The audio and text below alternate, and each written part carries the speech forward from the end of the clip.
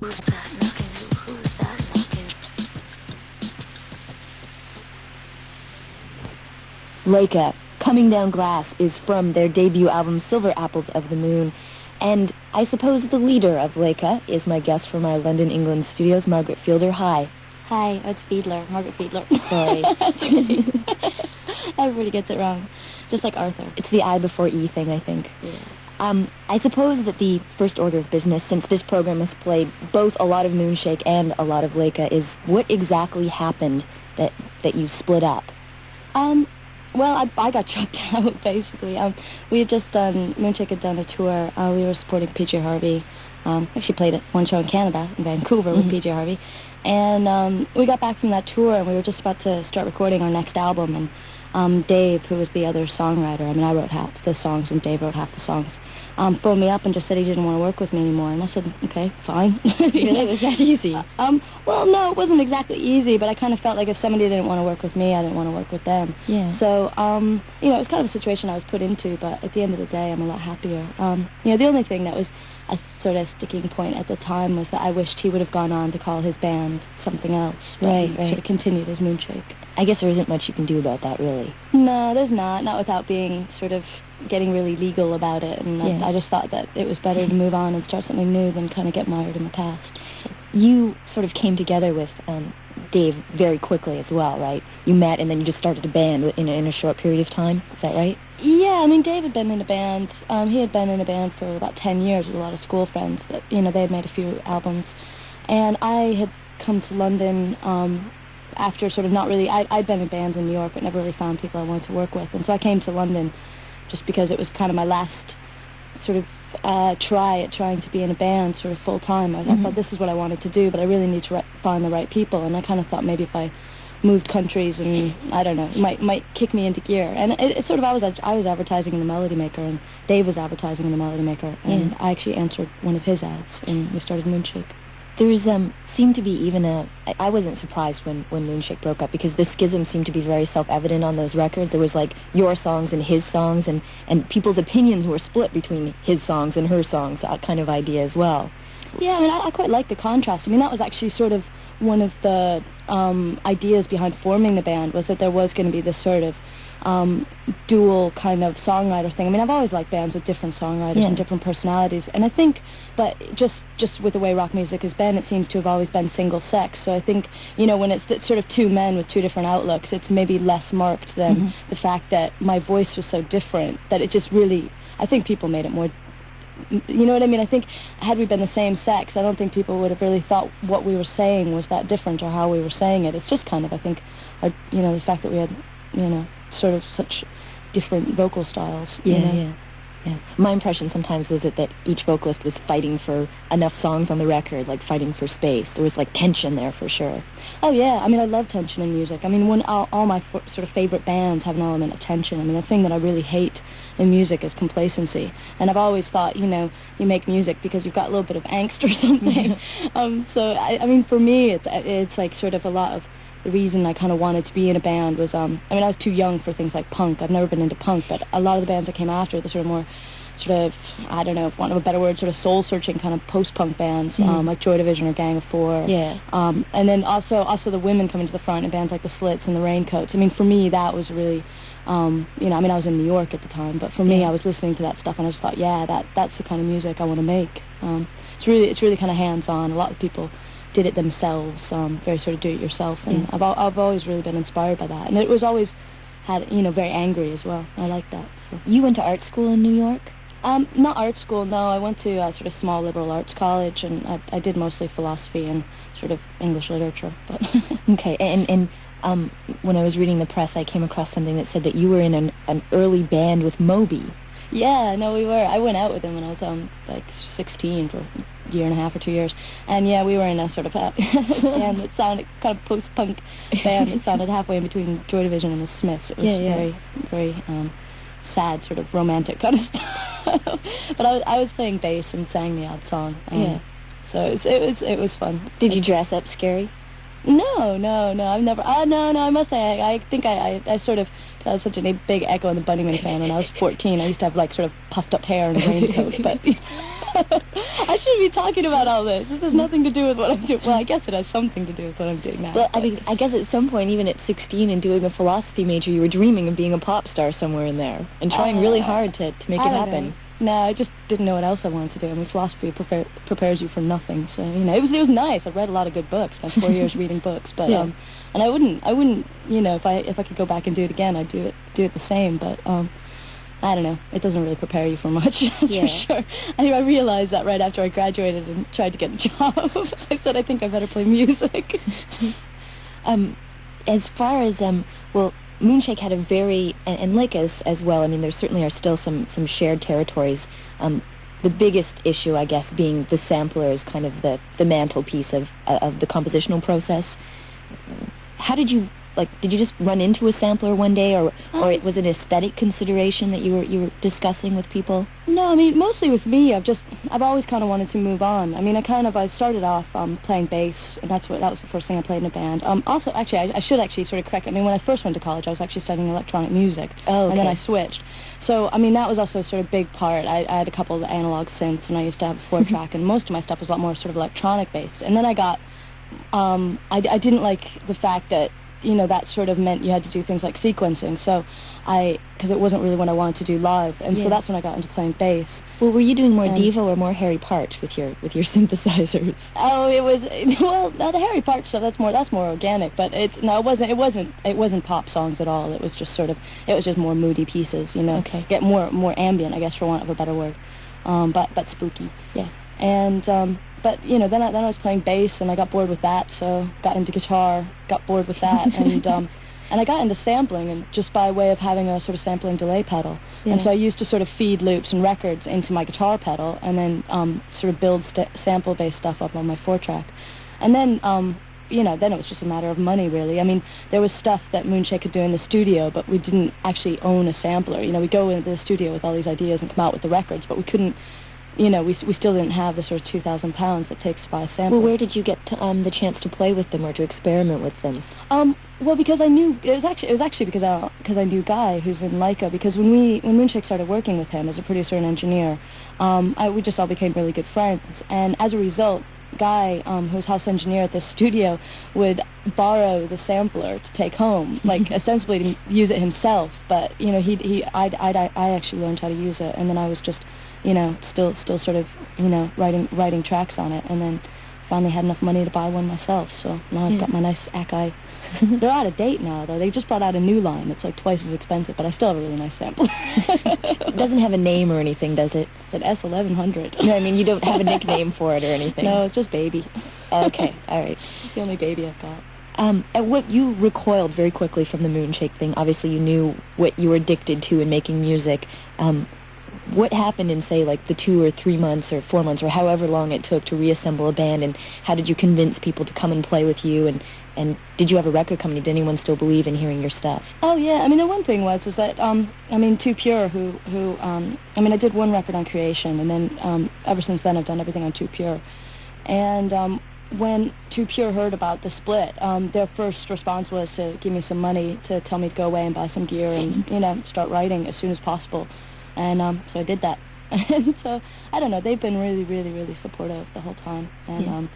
You know, they've really bent over backwards, and it's, I don't know, I can imagine, you know, always wanting to record with them, because I think they're a really great label, and I think I still have a lot of belief in the English independent music scene, and they're one of the only few independent labels left. I mean, most of the other ones have been bought. I mean, you know, Creation's owned by Sony, and most of the things you think are indies aren't really. Yeah. And I just really like the fact that, you know, when I go to have meetings, I actually meet with them, and I talk to them, and, you know, and, you know, it's nothing's really by the contract. Everything's open Yeah. in negotiation, which is really nice. Well, you stayed in London, right? You could have very easily have come back to New York, but what is it about living there that makes it easier to do what you do? You know, it was weird, because I always thought after Moonshake sort of ran its course, I would probably move back to America, but And join Cop Shoot Cop or something.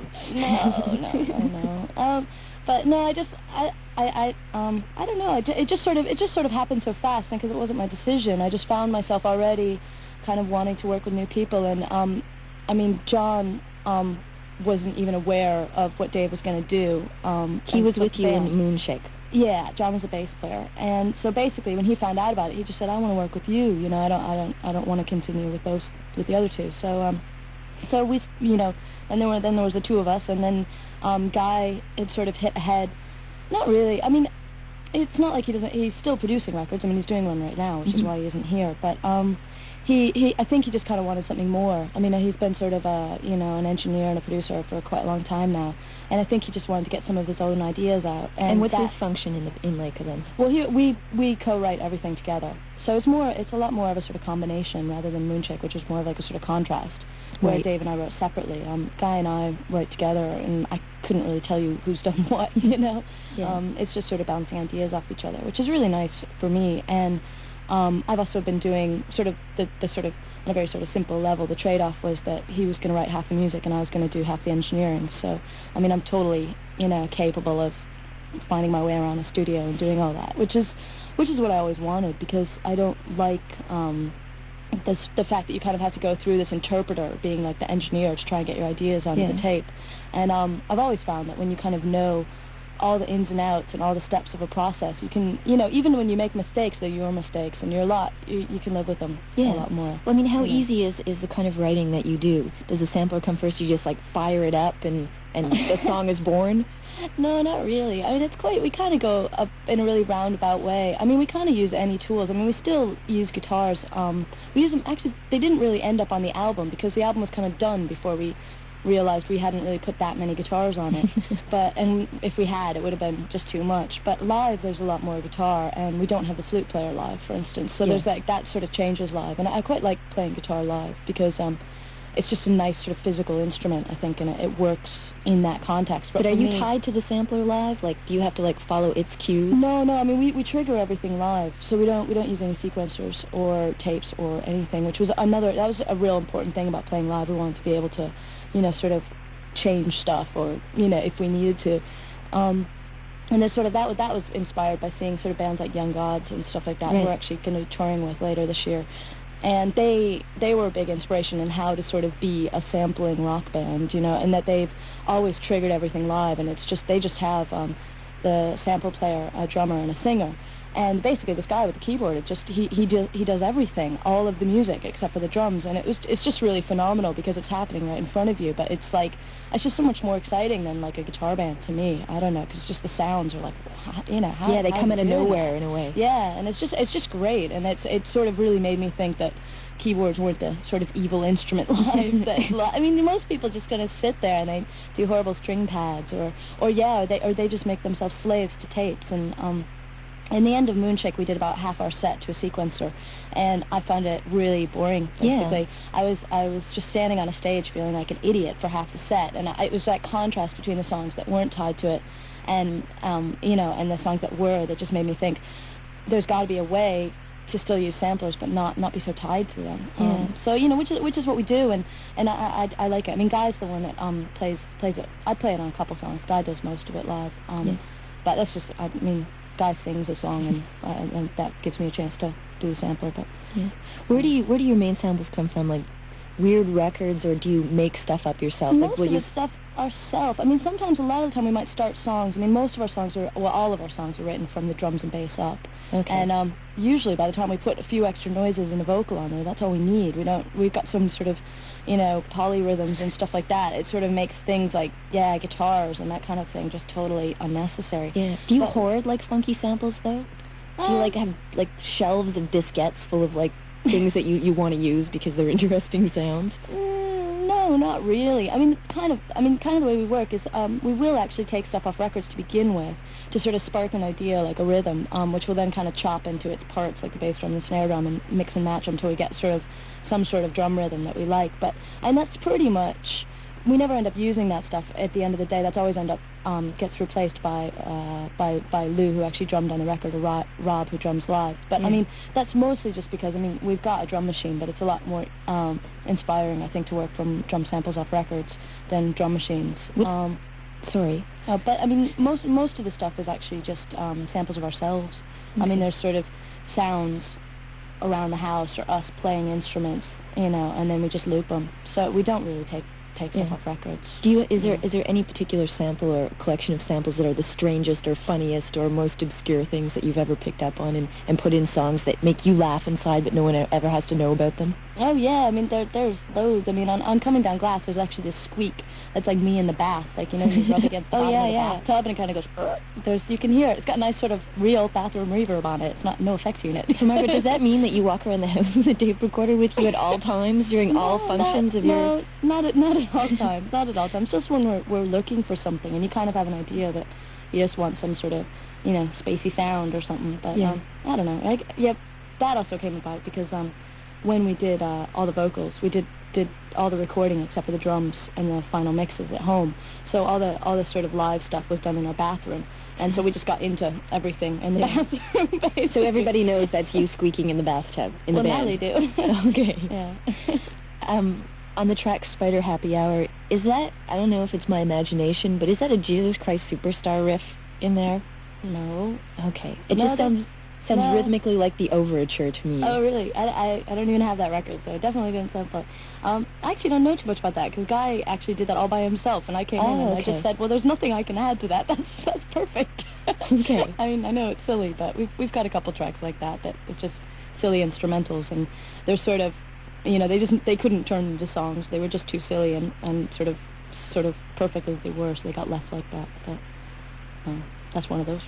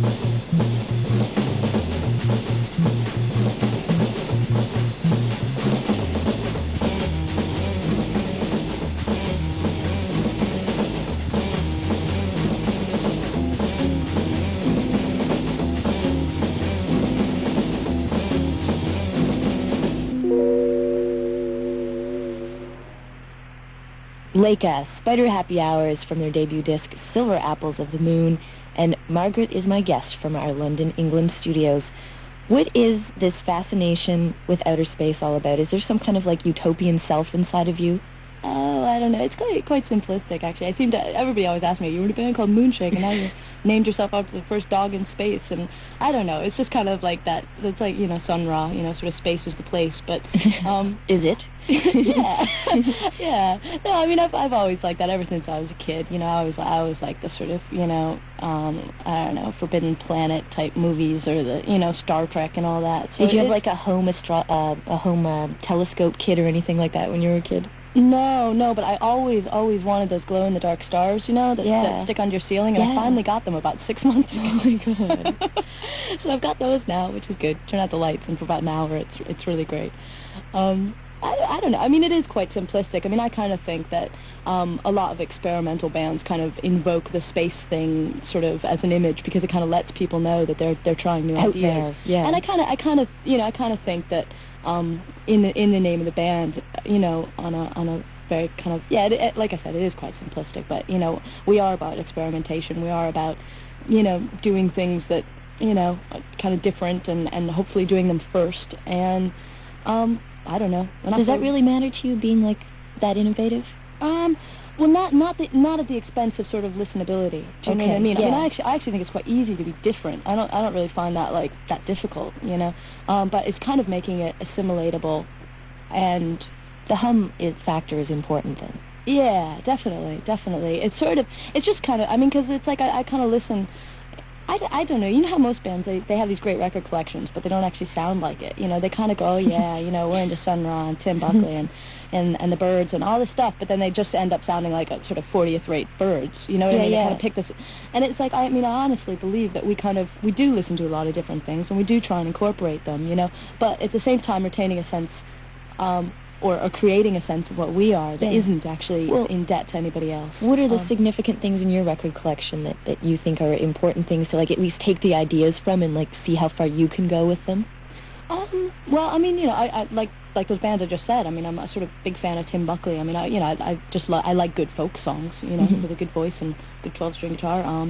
You know, I like sort of more experimental kind of jazz stuff, you know. I mean, Miles Davis, the sort of 70s Miles Davis, like Bitches Brew and Pangea and all that. Those are some of my favorite albums. Also some of the sort of spin-offs like Herbie Hancock right after he left Miles's band. Like, and I like all that because it's like when fusion wasn't a dirty word. It was like these people that, I mean, because you know what I mean? It's so horrible now. It's like these smug people on the TV or whatever. You see these late night concerts and they're so smug, and it's like I was saying about complacency in music.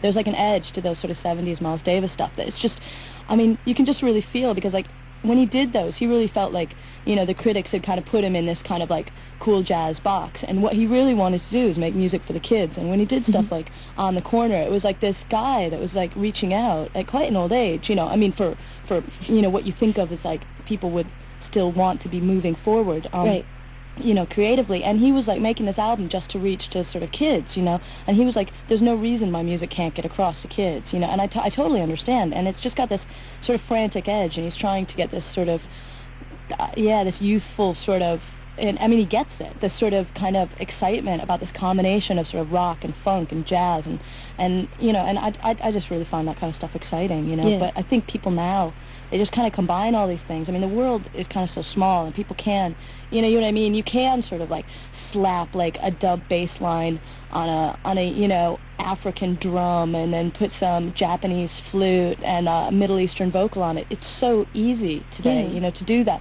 But I mean, where's the spirit? Like, where's the soul in it? And that's the kind of, you know, that's the kind of thing, I think, the trap that most people that kind of get into this combination and fusion kind of fall into, that, you know, I would kind of hope we don't, but, you know, I mean, I say we don't, you know. If anybody else disagrees with me, I'll beat them up, but, but yeah, I kind of lost my point. I was talking about the music that I like, and I got on my Miles Davis side. That he's constantly just challenging himself and things. Yeah, but I mean, that's what it's about. I mean, it's sort of, I mean, this sort of goes back to what I was saying about kind of like wanting to engineer and just wanting to know, like, you know, we do all our own artwork. We sort of, you know, learned how to use Quark Express and Photoshop on our Mac. You know, we thought we can do music on our Mac. Why don't we do the artwork, you know, and save ourselves 300 quid, you know, don't pay the graphic designer. And then it's all you. Yeah, you can do it. And I mean, I'm not sort of saying it's perfect, but I do know that it's completely me, and that, you know, we don't, you know, well, completely our band, you know, and I don't really owe anything to anybody, which is what I like. You've printed the lyrics to this CD, and printing lyrics takes a lot of guts, that you put your words out there for people to read along to. And why did you do it? Yeah, no, I always wonder when my dad phones me up when he's I've sent him the copy of the album. That's like the worst thing, is like your parents reading your lyrics. You know, I don't know. It's like apparently my grandmother's been sent a copy, and I'm just like, oh no. So my dad warned her there was it was rather Joycean. And my grandmother was like, oh, you mean sexual references? It's like, yes. So I don't know what my grandma will have to say, but we'll see. I don't know. It's kind of embarrassing when you go to family gatherings and you know they've all read your lyrics. But, there's a lot of... I mean, I kind of think if you're gonna sing it, you might as well write it down. I mean, I don't consider myself like an amazing lyricist, but I mean, I kind of think, you know, if I'm gonna say it, I should write it down and stand by it. I don't, you know, I don't. There are a lot of bands that just kind of sing drivel, and it's like, why, you know? Yeah. Well, I don't want to talk necessarily about feminism, but there's a girl content to your lyrics. Like, there's some scathing observations on the world of men and women, Marimba Song, and particularly Honey and Heat. Marimba Song isn't scathing. Marimba Song's a love song. It's got a bitter edge to it for me. It does? Oh. I mean, it does take guts to have like to be interested in meaningfulness, you know, in like saying something personal and real rather than being mumbly and obscure and oblique. Yeah. I guess. I mean, it's really weird because I find writing lyrics really hard, and it's always the last thing that happens. It's like all the music's done, recorded, you know, and like I'm sitting there, and I mean, Guy's supposed to write more lyrics. He sort of helped me a lot and wrote one set himself. But I think in the future he's going to write some more, which I'm like looking forward to. But it's hard. I mean, I can understand. It's he was kind of thrown in at the deep end, and so, you know, and I do think lyrics are really hard. Yeah. Well, what's his stuff like? He's still finding it. I don't think he really knows yet, and he's just been doing a lot of writing, trying to figure out what his angle on things is. You know what I mean? Because it's like I kind of have this. Well, I don't really have it, but I kind of in my head I have a list of sort of, you know, almost worthy subjects, and I do like to write about things. I don't like to shy away from things, but I think just writing about things for the sake of writing about them can be a bit patronizing. You know, oh, this is my song about AIDS or homelessness or whatever, and it's like, for me, I have to find some sort of personal angle. I mean, even if it hasn't happened to me, I've got to sort of find a way that I can talk about it that I think isn't sort of patronizing. You know, and I sort of, you know, I don't know. I mean, and sort of sometimes a sense of humor can overcome that. I mean, like the song 44 Robbers on the album is just sort of a sort of humorous, sort of almost cartoon-like kind of rap about sort of getting hassled on the street and kind of wolf calls and all that. And it was just sort of, it's not like, you know, I've got a big gun and the next guy that, you know, hassles me on the street, I'm going to turn around and blow him away. But, you know, it is something that kind of wears you down, especially when you've had a bad day or you're a bit tired, and it's just like, I just didn't need that. Yeah. And, but, you know, for me, the way to deal with it was, I don't know, almost to turn it into a cartoon. And I kind of like, I mean, that song has like more lyrics in it than the rest of the album put together, I think. But I kind of, once I got into the flow of it and got the images for it, it just seemed to come quite easily. But I mean, other songs are sort of like Coming Down Glass is about, it's quite a sort of sick thing that happened to me, but where I was making a phone call, and this guy was sort of knocking on the phone booth, and I thought, you know, oh, he wants to make a phone call, but when I turned around, he was actually masturbating against the glass. And as I turned around, he actually came down the glass, and hence the title. So, but it's a really horrible song, and now nobody's going to be listen to it anymore. But I mean, my way of sort of, I don't know, it wasn't like I had to tell the world that, but it was like, I mean, because I actually think kind of when you say it that simply, it's quite horrible. It's like, I don't want to know about that. Yeah. But it's quite an image. Yeah, the way I wrote about it in the song was sort of to take his point of view, which I mean, although I can't really say I know what his point of view was, but basically, you know, it just probably seemed like he was pretty sad. So. Margaret, are you excited about the fact that this Laika record that was released on import is now going to be coming out domestically in America, and what exploitation plans, now that it has a domestic release, might you have for it? Well, what do you mean, what exploitation, like touring and stuff? Yeah. How are you going to milk this? I don't know, milk. I know, we're going to play on Lollapalooza. I guess that's about as, you know, industry milking it as you can get. Yeah. I don't know. It should be fun, though. I mean, we were told, some friends of ours were on it last year, and they said you only have to sound check once, so I'm kind of looking forward to that. We're like, hey, no work, excellent. Yeah. But we're going to be doing that, plus a bunch of shows on our own, probably in California and on the East Coast, and then we'll do this sort of middle bit in Lollapalooza and a couple dates in Canada. Okay, so this isn't till like July and late August, sort of. Yeah. I mean, we're still doing some touring over here in June, and right now we're writing, and Guy's off and producing records in Miami, sitting on the beach probably right now, not doing any work. So what's your projection date for the next new Laika material? In the autumn, we're gonna have an EP and an LP in the new year, which seems like a long time, but unfortunately, it's just amazing, like how much work you do have to do when your record comes out, and you spend sort of a third of the year touring, and more talking about it. yeah, talking and touring. But I like touring, so it's I mean, as long as people are friendly, it's okay. I mean, I hate it when you just sort of day after day run into people that are just really aggressive or that kind of thing. But I quite like it, Yeah. Margaret, I'd like to thank you very much for coming in. Okay. Sorry, I hope I didn't offend anybody. No. Okay. Bye-bye. Bye.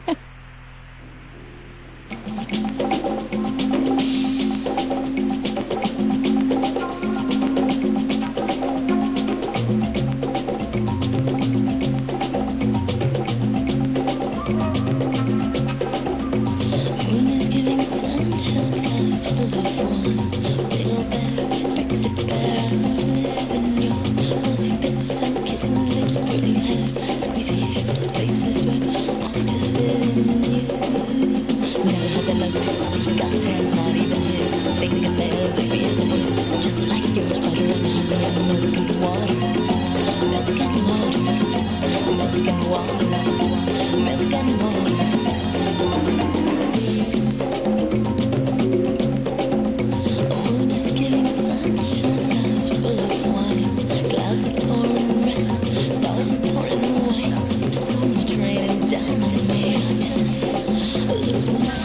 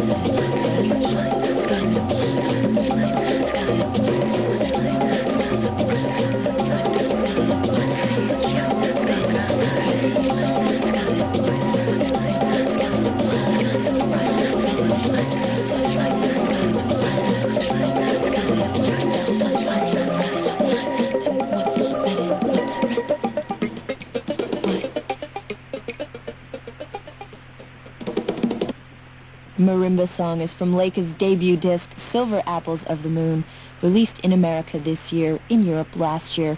Margaret Fiedler was my guest from our London, England studios. And we here at the program were sitting around discussing Laika, the first dog in space, and wondering how she relieved herself up there in zero gravity. And between us, there's probably a simple solution, but between us, we really couldn't fathom the mechanics of it at all.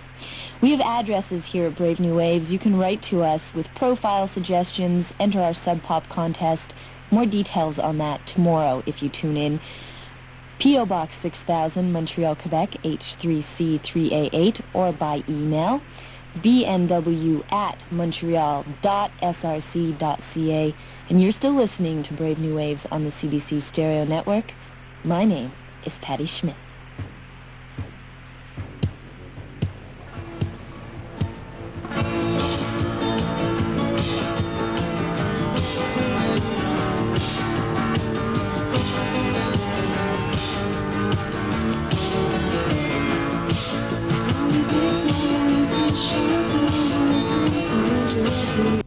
Berlin. It's a 1993 CD5. Last year, Stereolab popped out yet another full-length album, Transient Random Noise Bursts with Announcements, which is really a fancy way of describing music with words, your basic song. But once again, this record featured more sound sculpture than conventional pop song. Tim calls it mix and match, like Woolworth's sweets. You pick a big bag of different ones. And that really applies to just about everything Stereolab has ever done.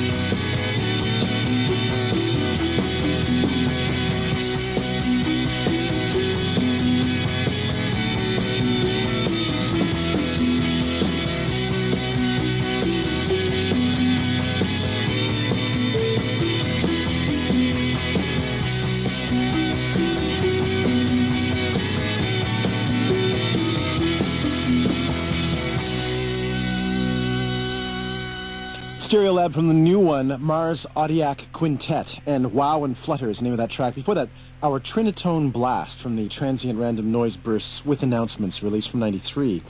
Tim Gaines says that the new record contains conscious, meditated attempts at constructing a real pop song. He says he realized it's actually fairly difficult to be Stereolab and make room for a soaring radio-style chorus. The album's first single, Ping Pong, is practically effervescent. Some last-minute adjustments had to be made to the LP when it clocked in at over 88 minutes, more than one disc could possibly handle.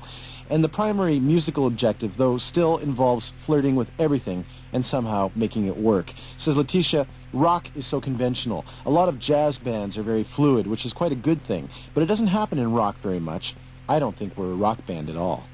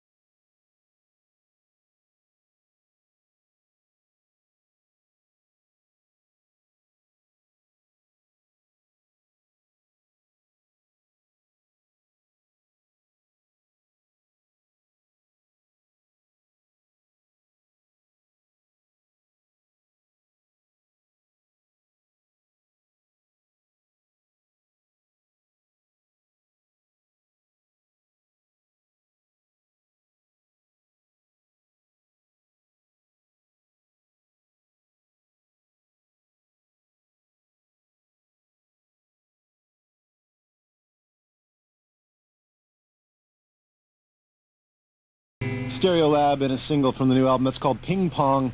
That's our profile tonight on the Waves. If you have a profile suggestion, send it to us, please. Brave New Waves, Box 6000, Montreal, H3C3A8. Here's a band known for its flirtations with infinity. This is Loop.